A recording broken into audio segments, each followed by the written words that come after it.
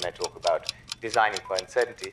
And the businesses who do that will be in good shape for the future. And those who don't, I worry about. Jobs potentially on the line. Been losing money. Bankruptcy. Competition. Down 26%. Everything must go. Could not survive. Under pressure of bankruptcy, which helps to focus mind, the Nasdaq lost about 70% of its value. 2000 is good. 2001, not so good. Internet bubble, boom. How do you plan for uncertainty if you don't know what's going around the corner? First thing to do is to focus on the unknowns. So rather than look at what you already know, think about what are the questions. So it's asking better questions. It's about attracting people who are comfortable with uncertainty in a dynamic environment. There's so many risks in this game, so much that can go wrong. So much just doesn't play out as you imagine. And everyone we had spoken to said, it's impossible. You cannot identify music with 10 or 15 seconds from millions of songs over the microphone of a mobile phone. It cannot be done. How great is Shazam? Shazam is a gift. Yeah, game changer. Game changer. We sold them our technology. The idea was always to serve consumers.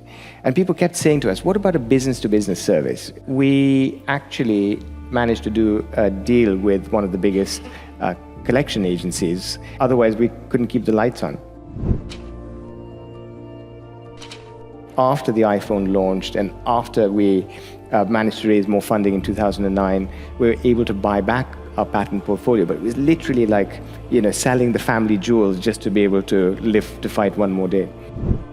Traditional processes are about, long-term budgets or 5-year plans. The agile method of software development, which is much more iterative, which is much more about let's do a sprint, release software, see where we are, replan, and go from there.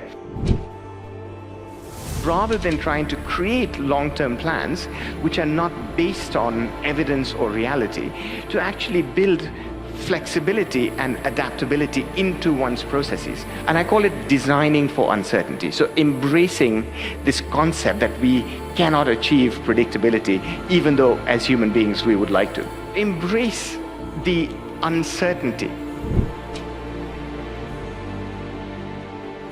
The more stupid the question, the better the insight which will come back, the smarter we'll get quicker. And I think that in 10 or 15 years from now, the companies who have practiced fluidity will be in a much better position to thrive, and those who haven't will be suffering. So not having a traditional sort of hierarchy, but squads and teams who can solve a problem and then move on. So yes, I know it's easier said than done, but that's what I think of when I talk about designing for uncertainty. And the businesses who do that will be in good shape for the future, and those who don't, I worry about.